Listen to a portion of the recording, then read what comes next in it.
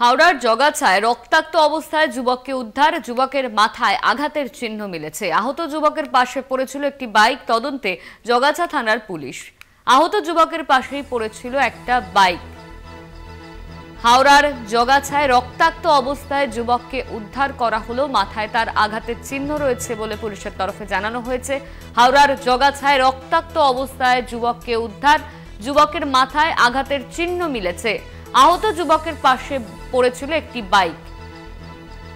এই নিয়ে আমরা জানবো। আমাদের সঙ্গে রয়েছেন আমাদের প্রতিনিধি জগন্নাথ সামন্ত। জগন্নাথ, হাওড়ার জগাছায় রক্তাক্ত অবস্থায় এক যুবকের দেহ উদ্ধার করা হয়েছে, পুলিশের তরফে কি জানানো হচ্ছে? এই মুহূর্তে যুবককে নিয়ে হাওড়া হাসপাতালে ভর্তি করেছিল এবং সেখান থেকে ট্রান্সফার করে কলকাতায় একটি বেসরকারি হাসপাতালে নিয়ে যাওয়া হয়েছে পরিবারের তরফ থেকে। তবে হাওড়া জগাছা থানার অন্তর্গত ইচ্ছাপুর সমীচণ্ডীতলা এলাকায় যুবকের রক্তাক্ত অবস্থায় পড়ে থাকতে দেখে এবং সাধারণ মানুষ যখন দেখে রাস্তার মধ্যে পড়ে রয়েছে, মাথায় আঘাতের চিহ্ন রয়েছে এবং বাইকটি একবারে অক্ষত অবস্থায় পাশে পড়েছিল। প্রথমে একটা ঘটনা ঘটেছিল যে গুলি চালানোর মতন ঘটনা ঘটেছে, কিন্তু নয়। হাওড়া হাসপাতালের ডাক্তাররা যেটা বলেছে, মাথায় গুরুতর চোট হয়েছে, আহত হয়েছে গুরুতরভাবে। কিভাবে ঘটনা ঘটেছে এখনো পর্যন্ত জানা যাচ্ছে না। কেউ বা কারা তাকে মারধর করে ওখানে ফেলে রাখলো, না অন্য কোনো ঘটনা। পুলিশ, জগাছা থানার পুলিশ ইতিমধ্যেই সিসিটিভি ফুটেজ তারা দেখেছে, দেখে খতিয়ে দেখছে বিষয়টা কি ঘটেছে। কিন্তু এলাকায় রটে গেছিল যে যুবককে গুলি করে ওখানে ফেলে দিয়ে চলে গেছিল কেউ বা কারা, কিন্তু পুরো একবারে ঘটনাটা নয়।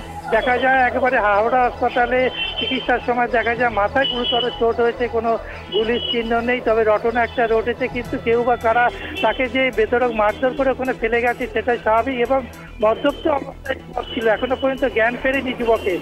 জ্ঞান ফিরলে পুলিশ তদন্তে জানা যাবে প্রকৃত ঘটনাটা কি ঘটেছে। তবে এই এলাকায় চাঞ্চল্য তৈরি হয়েছিল, যেহেতু বাইকটা একবারে তোমাকে বারবার বলছে অক্ষত অবস্থায়।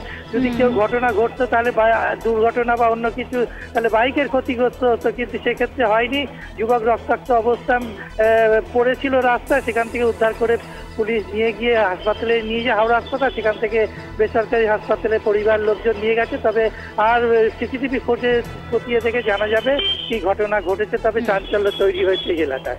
একদমই জগন্নাথ, ধন্যবাদ। তোমায়। আমাদের সঙ্গে ছিলেন আমাদের প্রতিনিধি জগন্নাথ সামন্ত।